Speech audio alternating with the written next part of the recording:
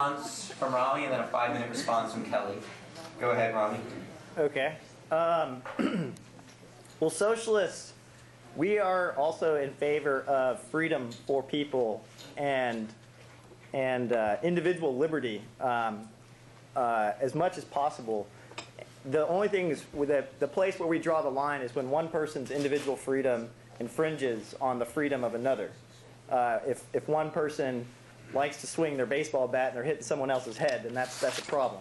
And so, but other than that, we think people should be free, you know. And I think that under capitalism, it has with it a lot of jargon and ideology that it's supposedly this great guarantor of freedom for everyone. But I think if you actually look at the reality, not just the ideology of it, not just what Adam Smith wrote about in his book, The Wealth of Nations, back in 1776. But if you look at what's actually happening, it's not a free system.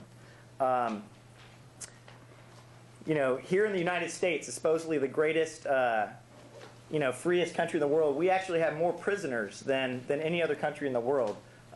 We now have over 2 million prisoners in this country.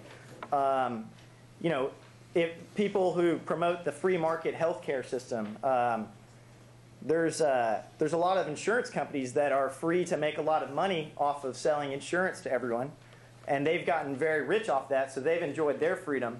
But there's been studies from Harvard that show that there's 44,000 Americans that die every year because they don't have health insurance, and there's 47 million Americans in this country who have no health insurance. So you could say under a free market, under capitalism, that, oh, well, everyone's free to buy health insurance. But what about those people who can't afford to purchase health insurance? Many of them are dying, unfortunately. So this idea that we can have political liberties without political rights without economic rights doesn't make sense.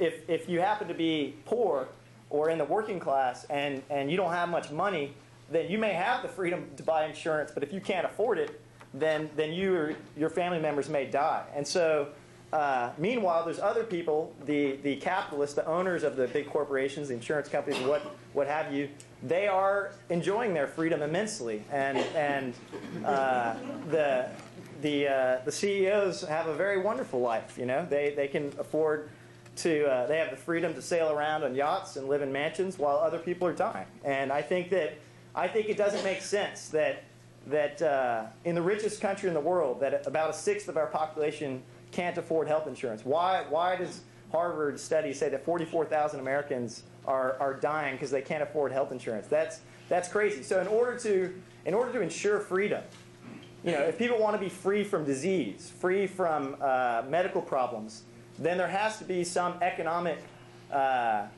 substance to that freedom. It's one thing that's one of the great myths of capitalism is it claims you have all these freedoms, you have all these rights, but without any economic substance behind those rights or economic rights behind those political rights, you don't really have freedom. It's only free if you have a lot of money. Then you have an enormous amount of freedom. And the reality is that there's a lot of middle class people in this country who believe that they're free. You know,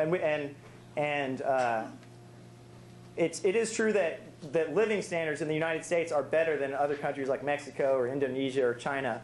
But that is actually not because of capitalism. It is in spite of capitalism. Many workers had to form unions to join together to bargain with their employers to get a living wage. Like particularly during the Great Depression in the 1930s, there was huge labor battles where millions of workers went on strike and refused to go to work until their companies paid them a living wage. And they had to infringe on the economic freedom of the capitalists. But the capitalists had more money than they know what to do with it. And the capitalists aren't the ones creating all the wealth. It's the workers that create the wealth. And so the workers felt justified, and I agree with them, that they should form unions and they should demand certain economic rights. And only until they fought for a living wage, fought to have a collective union, to bargain collectively with employer, only then do they begin to enjoy some freedom.